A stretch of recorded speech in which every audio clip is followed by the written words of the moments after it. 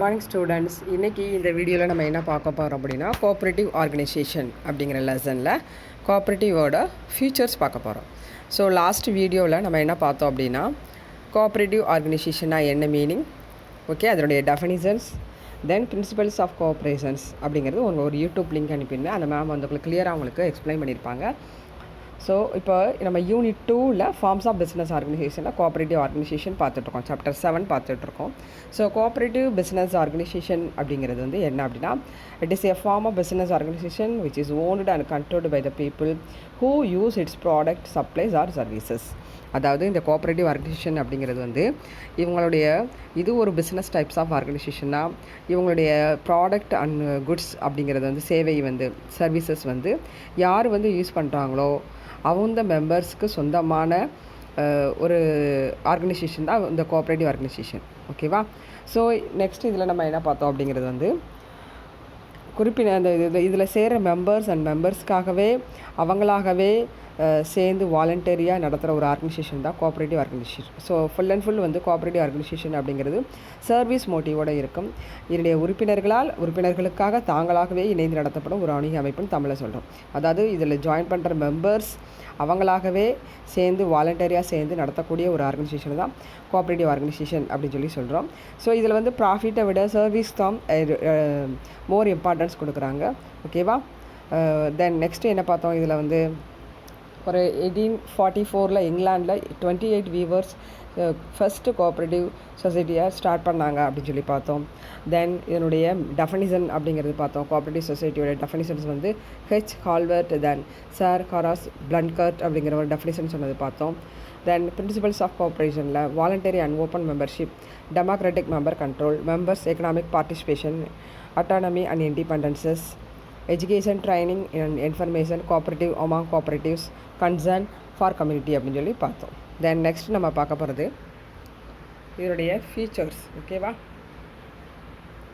இந்த ஃபீச்சர்ஸ் பார்க்குறதுக்கு முன்னாடி இங்கே ஒரு டூ யூனோ போர்ஷன் எடுத்துருக்காங்க, அதை நீங்கள் பார்த்துக்கோங்க. ஸோ அதில் என்ன சொல்லியிருக்கா அப்படிங்கிறாங்கன்னா, the flag is a common simple of the 7 colours rainbow of the international cooperation movement அப்படின்னு சொல்லிடுறாங்க. அதாவது ஒரு 7 கலர்ஸ் சேர்ந்த ஒரு ரெயின்போ கொடி, ரெயின்போ ஃப்ளாக் அப்படிங்கிறது வந்து இன்டர்நேஷ்னல் ஃப்ளாகாக, அதாவது கூட்டுறவுக்காக உருவாக்கப்பட்ட, கோஆப்ரேட்டிவ்காக உருவாக்கப்பட்ட ஒரு இன்டர்நேஷ்னல் ஃப்ளாக்னு சொல்கிறாங்க. இது வந்து ஒரு கோஆப்ரேட்டிவ் ஆர்கனைசேஷனில் ஒரு பொதுவான ஒரு என்ன சொல்ல ஒரு ஐடென்டிஃபிகேஷன். ஓகேவா? In 1922 the International Cooperative Alliance organized the International Cooperative logo and a flag on the first Cooperative Day of July 1923 in the city of Essen and Germany அப்படின்னு சொல்லி சொல்கிறாங்க. ஓகேவா? அதாவது எஸ்என் ஓகேவா, எஸ்என் அப்படிங்கிற ஒரு சிட்டியில் ஜெர்மனியில் இன்டர்நேஷ்னல் கோஆப்ரேட்டிவ் அப்படிங்கிற ஒரு ஆர்கனைசேஷன் வந்து 1923 ஃபஸ்ட்டு கோஆப்ரேட்டிவ் கொடியை வந்து அந்த ஃப்ளாகை வந்து வடிவமைச்சாங்க அப்படின்னு சொல்லியிருக்காங்க. ஓகே, நம்ம நெக்ஸ்ட்டு பார்க்க போகிறது ஃபீச்சர்ஸ். ஸோ ஃபீச்சர்ஸ் அப்படின்னு பார்க்கும்போது தமிழில் என்ன சொல்லுவோம் அப்படின்னா, இதனுடைய கேரக்டர்ஸ் அல்லது சிறப்பு இயல்புகள் அப்படின்னு சொல்லலாம். ஒரு கோஆப்ரேட்டிவ் ஆர்கனைசேஷன் அப்படிங்கிறது வந்து எப்படி இருக்கணும் அப்படிங்கிறது பார்க்க போகிறோம். ஓகேவா? ஸோ பாருங்கள். ஃபர்ஸ்ட் வந்து அதில் என்ன சொல்லியிருக்காங்க அப்படிங்கிறது voluntary membership. So already we know that the cooperative is a form of voluntary organisation. It is not compulsory. அதாவது வாலண்டரியாக யார் வந்து சர்வீஸ் பண்ணணும் அப்படிங்கிற ஒரு மோட்டிவோடு இருக்காங்களோ they can start the cooperative organisation அப்படின்னு சொல்லிட்டு already we know that. So first பாருங்கள், any person can become the member of the society and can leave at any time. So எந்த ஒரு பர்சனாலும் இதில் வாலண்டரியாக என்ன பண்ணலாம் அப்படின்னா மெம்பராக வந்து சேரலாம். அதே மாதிரி எப்போனாலும் என்ன செய்யலாம், அந்த கோஆப்ரேட்டிவ் ஆர்கனைசேஷன்லேருந்து வெளியில் போகலாம். ஓகேவா? ஸோ இதில் வந்து யாருமே இவங்களை கட்டாயப்படுத்துறது கிடையாது, அவங்களாம் விருப்பப்பட்டு வர்றது தான் voluntary membership. Then second features பார்த்தீங்கன்னா equal rights. Each member of the society has an equal right to vote and ownership. Each shareholder has one vote அப்படின்னு சொல்லி சொல்கிறாங்க. ஸோ இதில் வந்து இந்த கோஆப்ரேட்டிவில் உள்ள ஒவ்வொரு மெம்பர்ஸ்க்கும் ஒவ்வொருத்தருக்குமே ஒரு ஓட்டு உண்டு. அவர் வந்து எத்தனை ஷேர் வாங்கியிருந்தாலும் அவருக்கு எத்தனை ஓட் அப்படின்னா ஒரே ஒரு ஓட் தான் இருக்கும். அதே மாதிரி எல்லாருமே இதில் வந்து மேனேஜ்மெண்ட்டில் வந்து என்ன பண்ணணும்னா ஈக்குவல் ரைட்ஸ் எடுத்து அவங்க வந்து டெசிஷன் எடுக்கிறதுக்கும் இல்லை ஒவ்வொருத்தவங்களுக்கும் மேனேஜ்மெண்ட்டில் முடிவுகள் எடுக்கிறதுக்கு ரைட்ஸ் இருக்குது. இப்போ each share holder has 1 vote. ஒவ்வொருத்தவங்களுக்கும் ஒவ்வொரு ஓட் இருக்குது. ஸோ ஒரு ஷேர் ஹோல்டர் வந்து எத்தனை ஷேர்னாலும் வாங்கியிருக்கலாம், ஆனால் அவருக்கு வந்து ஒரே ஒரு ஓட் தான் இருக்கும். ஸோ அதை நீங்கள் நோட் பண்ணிக்கோங்க. தென் டெமோக்ரஸி அப்படிங்கிறதுனா மக்களாட்சின்னு அர்த்தம். ஓகேவா தமிழில். The principles of democracy is adopted while making the decision. So என்ன சொல்கிறாங்க அதை நீங்கள் நோட் பண்ணிக்கோங்க. The principles of democracy is adopted while making decision அப்படின்னு சொல்கிறாங்க. அதாவது இதில் டெசிஷன் எடுக்கிறது எல்லாமே எப்படி இருப்பாங்க அப்படின்னா மக்களாட்சி முறையில் தான். அதாவது டெமோக்ரஸி பேசிக்கு தான் இவங்க வந்து முடிவுகள் வந்து எடுப்பாங்க. அதாவது டெசிஷன் எடுக்கிறப்போ வந்து யார் வந்து அதிகமாக வந்து எந்த ஒரு டெசிஷன் சொல்கிறாங்களோ அந்த டெசிஷனை தான் ஃபைனல் டெசிஷனாக எடுப்பாங்க. ஓகேவா. ஸோ ஃபார் எக்ஸாம்பிள் வந்து இப்போ வந்து இந்த கோஆப்ரேட்டிவ் சொசைட்டியில் வந்து மெம்பர்ஸ்க்கு வந்து போனஸ் கொடுக்கலாம், இல்லை சேலரி இன்னும் கூடலாம், இல்லை ப்ராடக்ட்டில் வந்து இன்னும் ப்ரைஸை கூட்டலாம், ப்ராடக்டோட ப்ரைஸ் அப்படின்னு ஒரு கொஸ்டின் கேட்குறாங்கன்னு வச்சுக்கோங்க. ஸோ அதிகமாக வந்து யார் வந்து இப்போ ப்ராடக்ட் ப்ரைஸவே கூட்டுறாங்கன்னு சொல்லுவோம். இப்போ யார் வந்து அதிகமாக ஒரு 10 ரூபா கூட்டலாம் அப்படிங்கிறது கை தூக்க சொல்லுவாங்க. மெஜாரிட்டி எந்த பக்கம் இருக்குது, 5 ரூபா கூட்டணும்னு சொல்கிறாங்க. ஸோ மெஜாரிட்டி கம்மியாக இருக்குது, அப்போ 10 ரூபா கூட்டுற மெஜாரிட்டி அதிகமாக இருக்கலாம், அந்த டெசிஷனையே என்ன பண்ணுவாங்க எடுத்துக்கிடுவாங்க. ஸோ அதை தான் டெமோக்ரஸின்னு சொல்லுவாங்க. தென் நெக்ஸ்ட் பார்த்திங்க அப்படின்னா ஹானஸ்டி. ஸோ ஹானஸ்டின்னா அவங்களுக்கு தெரியும் நேர்மையாக இருக்கிறது. It is the basic principles of this society. So இது வந்து ஒரு basic principle. It is the basic principle of the society. Its members will be honest. இதில் உள்ள மெம்பர்ஸ் எல்லாமே எப்படி இருப்பாங்கன்னா ரொம்ப ஹானஸ்ட்டாக இருப்பாங்க. Selfish people cannot run the business of cooperative society. இதில் செல்ஃபிஷாக இருக்கிற பீப்புள் வந்து இந்த கோஆப்ரேட்டிவ் சொசைட்டியை ரன் பண்ண முடியாது. ஸோ அப்போ ஒரு வேர்டு நீங்கள் நோட் பண்ணிக்கோங்க. ஸோ கோஆப்ரேட்டிவ் ஆர்கனைசேஷனோட பேசிக் பிரின்சிபல்ஸ் என்னென்னு கேட்டிங்கன்னா honesty. Okay. Then mutual confidence. So mutual confidence அப்படிங்கிறது என்னென்னு பாருங்கள். The foundations of cooperative society is lie down on mutual confidence. So இந்த கோஆப்ரேட்டிவ் ஆர்கனைசேஷன் அப்படிங்கிறதே இதை ஃபவுண்ட் பண்ணுறதே எப்படின்னா ஒரு மியூச்சுவல் கான்ஃபிடென்ஸில் தான் ஸ்டார்ட் பண்ணுவாங்க. Members of the society should trust each other and work like a team. So இதில் இருக்கிற மெம்பர்ஸ் எல்லாமே ஒருத்தருக்கு ஒருத்தர் என்ன பண்ணணும் அப்படின்னா நம்பணும், ஒவ்வொருத்தருமே டீமாக ஒர்க் பண்ணணும். ஓகேவா. தென் நெக்ஸ்ட்டு பார்த்தீங்க அப்படின்னா welfare main objectives. Its main objectives is to provide goods and services to its members at lower price. Okay. இந்த கோஆப்ரேட்டிவ் ஆர்கனைசேஷனோட மெயின் அப்ஜெக்டிவ்ஸ் என்னென்னு பார்த்தீங்கன்னா is to provide goods and service to its members. இதில் உள்ள மெம்பர்ஸுக்கே lower ப்ரைஸில் goods and சர்வீசஸை வந்து ப்ரொவைட் பண்ணுறது தான் என்னுடைய main objectives. Okay. Then next one cash payment. Credit team is prohibited and goods are supplied to its members on cash payment. So வந்து இதில் வந்து என்ன பார்த்தீங்கன்னா மொத்தமே பார்த்தீங்கன்னா இந்த கோஆப்ரேட்டிவ் ஆர்கனைசேஷனில் மொத்தமாகவே பார்த்தீங்கன்னா கிரெடிட் டிரான்சாக்ஷன் வந்து இதை ப்ரொஹிபிட்டட் பண்ணுறாங்க, அதை தடை செய்கிறாங்க. எந்த ஒரு பிஸ்னஸ் டிரான்சாக்ஷனாக இருந்தாலும் அது கேஷ் பேமெண்ட்டில் தான் நடக்கணும். அந்த பேசிஸ் ஆஃப் கேஷ் பேமெண்ட்டில் தான் நடக்கணும். So maybe ask in one word. Okay. Then next பார்த்தீங்கன்னா எக்கனாமி. ஸோ எக்கனாமி அப்படின்னு பார்த்தீங்கன்னா தமிழில் வந்து ரொம்ப சிக்கனம் அப்படின்னு சொல்கிறோம்.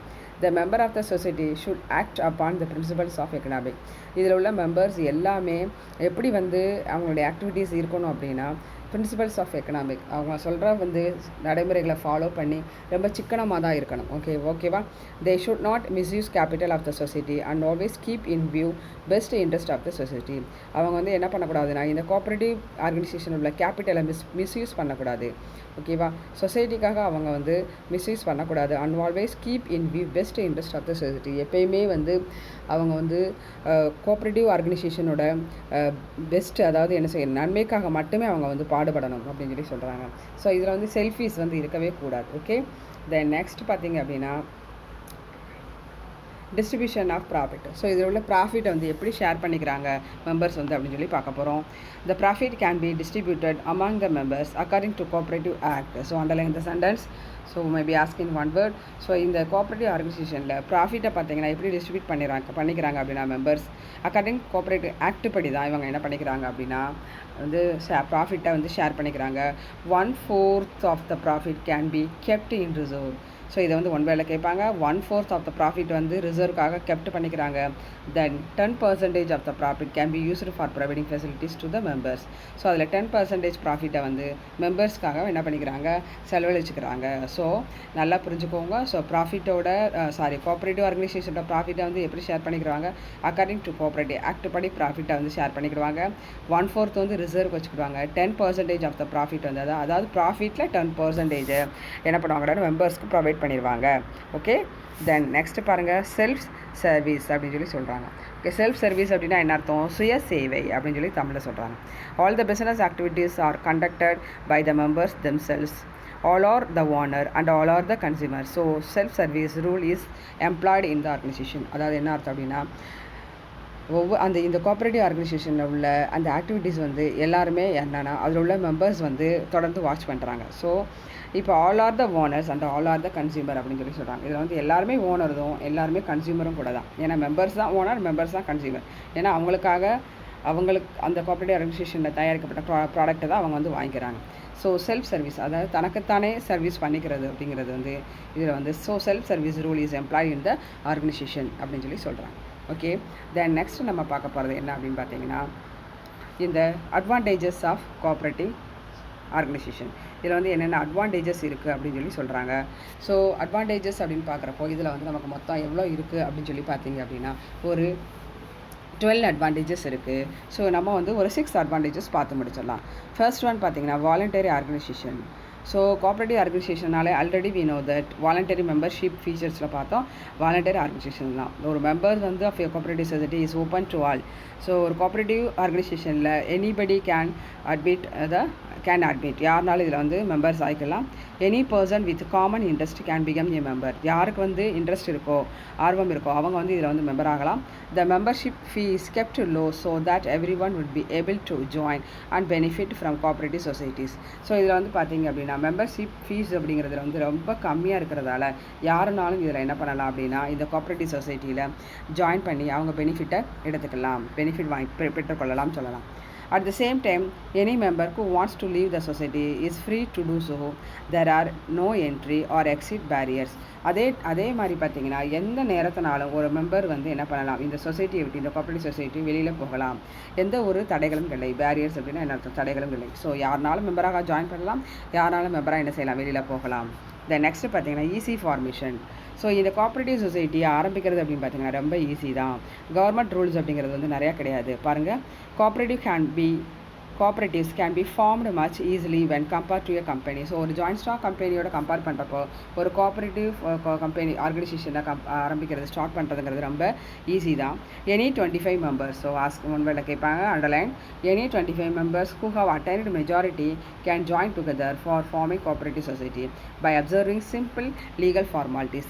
ஸோ ஒரு 25 மெம்பர்ஸ் சேர்ந்து ஈஸியாக என்ன பண்ணலாம் அப்படின்னா, ஒரு 25 மெம்பர்ஸ் இருந்தாலே போதும் கோஆப்ரேட்டிவ் பிஸ்னஸ் ஆர்கனைசேஷனை வந்து ஆரம்பிக்கலாம். அதாவது மினிமம் மெம்பர்ஸ்னு வச்சுக்கோங்களேன். ஸோ 25 மெம்பர்ஸ் சேர்ந்தாலே இந்த பிஸ்னஸ் ஆர்கனைசேஷனை ஆரம்பிக்கலாம். இதில் ரொம்ப வந்து லீகல் ஃபார்மாலிட்டிஸ் நிறையா கிடையாது. ஓகேவா? ஸோ ஈஸி ஃபார்மேஷன் அப்படிங்கிறது உங்களுக்கு நல்லா புரிஞ்சிருக்கும்னு நினைக்கிறேன். தென் தேர்ட் ஒன் பார்த்தீங்கன்னா டெமோக்ரஸி. ஆல்ரெடி நம்ம இதை பார்த்துட்டோம், ஃபீச்சர்ஸில் பார்த்தோம். So cooperative society is run on the principles of one man one vote. So இதை வந்து அண்டர் பண்ணிக்கோங்க, இதுவும் ஒன் வேலை கேட்பாங்க நிறையா. So one man one vote அப்படிங்கிறது ஒரு நபர் ஒரு வாக்கு அப்படின்னு சொல்லி அர்த்தம் தமிழில். ஸோ ஒரு பர்சனுக்கு ஒரு ஓட்டு தான் இந்த கோஆப்ரேட்டிவ் ஆர்கனைசேஷனில் நமக்கு வந்து கொடுத்துருக்குறாங்க. ஓகேவா? இதோடைய பிரின்சிபல்ஸ் அடிப்படையில் தான் இந்த கோஆப்ரேட்டிவ் சொசைட்டி ரன் ஆகுது. It implies that all members have equal rights in managing. So இதில் வந்து இருக்கிற எல்லா மெம்பர்ஸ்க்குமே கோஆப்ரேட்டிவ் ஆர்கனைசேஷனை மேனேஜ் பண்ணுறதுல ஈக்குவல் ரைட்ஸ் இருக்குது. Members with money power cannot dominate the management by buying majority shares. So இதில் வந்து நிறைய பணம் இருக்கிறவங்க அப்படிங்கிறது அவங்க வந்து பணம் இருக்கிறவங்க அவங்களுடைய பவரை வந்து யூஸ் பண்ண முடியாது. அவங்க மற்றவங்களாம் டாமினேட் பண்ணி வெளியில் வர மேனேஜ்மெண்ட்டில் பங்கெடுக்கவும் முடியாது. ஸோ மெஜாரிட்டி ஷேரை என்ன பண்ணலாம், மெஜாரிட்டி ஷேர் வாங்கியிருக்கிறவங்க மேனேஜ்மெண்ட்டில் பங்கெடுக்கவும் முடியாது, மற்றவங்கள டாமினேட் பண்ணவும் முடியாது. தென் நெக்ஸ்ட் பார்த்தீங்கன்னா fourth one equal distribution of surplus அப்படின்னு சொல்லி சொல்கிறாங்க. ஸோ ஈக்குவல் சர்ப்ளஸாக உள்ள ப்ராஃபிட்டை வந்து ஈக்குவலாக என்ன பண்ணிக்கிடணும், distribution பண்ணிக்கிடணும்.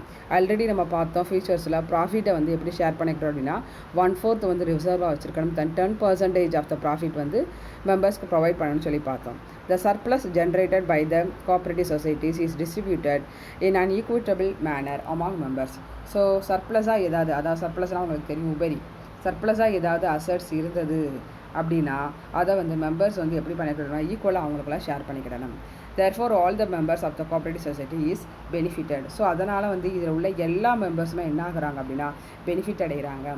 further the society is also benefited because a sum not exceeding 10% of the surplus cannot be utilized for promoting the welfare of the locality in which the cooperative is located அப்படின்னு சொல்லி சொல்கிறாங்க. So அதே மாதிரி இதில் என்ன அப்படின்னா ஃபர்தராக வந்து சொசைட்டி இஸ் ஆல்சோ பெனிஃபிட், அவங்களும் சொசைட்டியும் பெனிஃபிட்றாங்க. ஏன்னா a sum not exceeding 10% of the surplus cannot be utilized for promoting the welfare.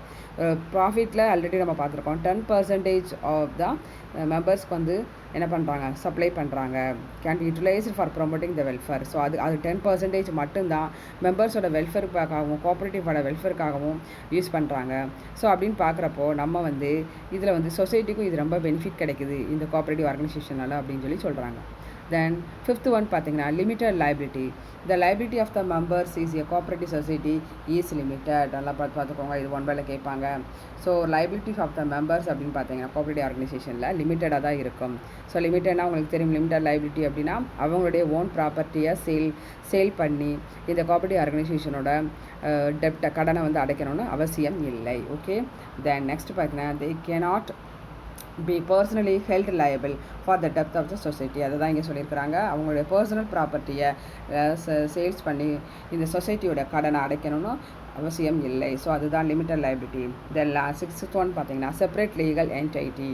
So already உங்களுக்கு தெரியும் செப்பரேட் லீகல் என்டைட்டி அப்படின்னா இவங்களுக்குன்னு தனியாக ஒரு சட்ட உரு இருக்குது. A cooperative society enjoy separate legal entity which is distinct from its members. ஒரு cooperative சொசைட்டிங்கிறது கம்பெனி மாதிரி தான் சொசைட்டிங்கிறது, அதனுடைய மெம்பர்ஸ் வந்து இதனுடைய ஆர்கனைசேஷனில் இருந்து தனிப்பட்டு இருக்கிறாங்க. therefore its continuance is no way affected by the death, insanity or insolvency of its members. It enjoys perpetual existence. So இதனுடைய மெம்பர்ஸ் வந்து என்ன ஆகலாம், இறக்கலாம், டெத் ஆகலாம், இன்சானிட்டி ஆகலாம், அதாவது நொடிப்பு நிலை அடையலாம். ஓகேவா, என்ன ஆகலாம், மனநிலை வந்து பாதிக்கப்படலாம், திறன் இல்லாமல் இருக்கலாம். அப்படி இருந்தாலும் இதில் கோஆப்ரேட்டிவ் அப்படிங்கிறது வந்து தொடர்ந்து செயல்பட்டுக்கிட்டே தான் இருக்கும். என் மெம்பர்ஸ் வந்து யாராலும் வரலாம் போகலாம், ஆனால் இது வந்து என்ன ஆகும், தொடர்ந்து செயல்பட்டுக்கிட்டே தான் இருக்கும். ஸோ இது ஒரு ஜாயின்ட் ஸ்டாக் கம்பெனி மாதிரி தான். இட் என்ஜாய்ஸ் பெர்பெக்சுவல் எக்ஸிஸ்டன்ஸ் அப்படின்னா இது வந்து என்ன ஆகுது, தொடர்ந்து செயல்படக்கூடும், கண்டினியூஸ் லைஃப், லாங் லைஃப் அப்படின்னு சொல்லி சொல்கிறாங்க. ஓகே கேர்ள்ஸ், இந்த வீடியோ இதோட க்ளோஸ் பண்ணிக்கலாம். நம்ம இன்றைக்கி என்ன பார்த்தோம் அப்படின்னா இந்த வீடியோவில் கோஆப்ரேட்டிவ் ஆர்கனைசேஷனில் ஃபீச்சர்ஸ் பார்த்தோம். ஸோ ஃபீச்சர்ஸில் என்னென்ன பார்த்தோம் அப்படின்னா voluntary membership, equal rights, democracy, honesty, mutual confidence, welfare main objectives, cash payment, economic, distribution of profit, self service பார்த்தோம். தென் நெக்ஸ்ட் பார்த்தது அட்வான்டேஜஸ். ஸோ அட்வான்டேஜஸில் மொத்தம் there are 12 heading. We discuss about only 6 heading today video. So advantages: voluntary organization, easy formation, democracy, equal distribution of surplus, limited liability, separate legal entity அப்படின்னு சொல்லி பார்த்துருக்கோம். So next வீடியோவில் remaining portion பார்க்கலாம்ப்பா. Thank you.